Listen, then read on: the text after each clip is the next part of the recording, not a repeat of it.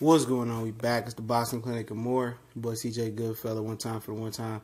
Don't forget to smash that subscribe button real quick and that like button. We in the building. There's a rumor going around that Gary Spike O'Sullivan and David Lemiuex being eyed possibly as a co-feature for Canelo and Triple G 2 going down September 15th, Mexican Independence Day weekend. Gary Spike O'Sullivan said he had a big fight lined up for September. I thought it might be a prelim card or the undercard of a Canelo and Triple G, which I'm really not talking much about that fight. I hadn't heard anything about the undercard, but, this is a formidable fight. I mean, David Lemiuex, he missed weight his last fight, though, so that got to be a concern. Spike O'Sullivan, he beat Antoine Douglas. He lost to Billy Joe Saunders, and I believe he quit versus Chris Eubanks Jr., somebody told me. So, like I said, one loss, two loss, don't destroy your career. It's a golden boy class, so they keep the money in-house. Neither one of the fighters, at this point, I consider elite middleweights. I think they're more of a third-tier middleweights, to be honest. But it's a good fight, you know what I'm saying? It don't have to be an elite, two elite fighters to make a good fight. Most times, out of the bunch, you get with two elite fighters, you get okay fight or a horrible style fight.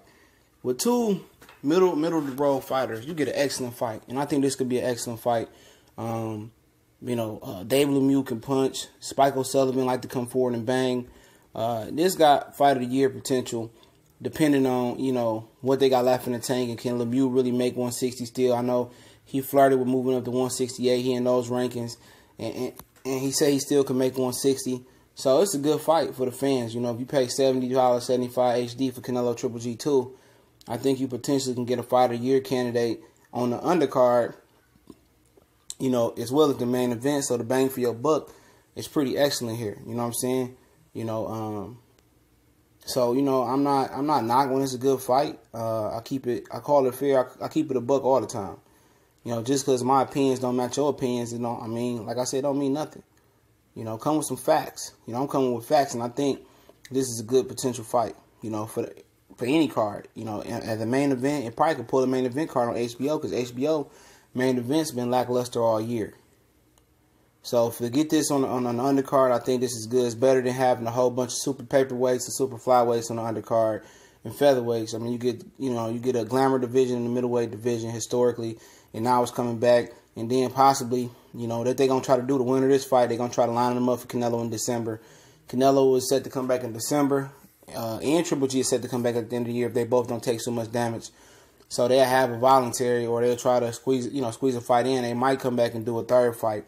Oscar De La Hoya was talking about a rubber match back in February before Canelo got popped for Clenbuterol. But I think it's a good fight, man. Obviously, I know Lemiuex can bang, can punch. Spike O'Sullivan like to come forward and bang. I